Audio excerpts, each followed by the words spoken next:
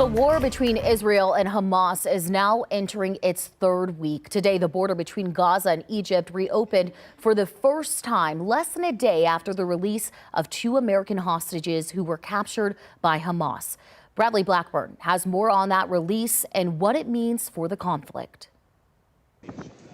Overnight, trucks filled with aid supplies moved into Gaza for the first time since the war began.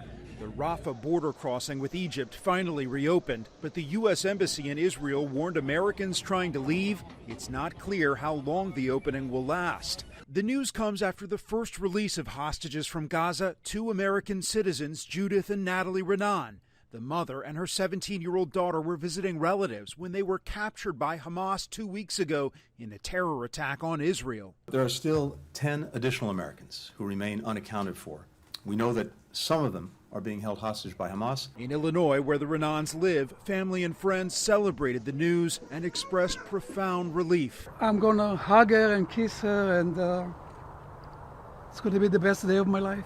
After the release, President Biden spoke to the Renans by phone, saying they have the full support of the U.S. government. In Israel, the military is still poised to launch a ground invasion into Gaza, but the timing remains unclear. As he departed for Delaware, President Biden was asked a question by a reporter. Israel delayed the ground invasion until you can get more hostages out? The White House later said he didn't hear the full question. Last night, demonstrators in several U.S. cities called for peace. Ceasefire in Gaza immediately. Pro-Palestinian rallies are planned Saturday in more than 24 cities across the country. Bradley Blackburn, CBS News, New York. And the U.S. Embassy in Israel said the opening of the Rafah border crossing could be chaotic. An estimated 500 Americans are stranded in Gaza and trying to leave.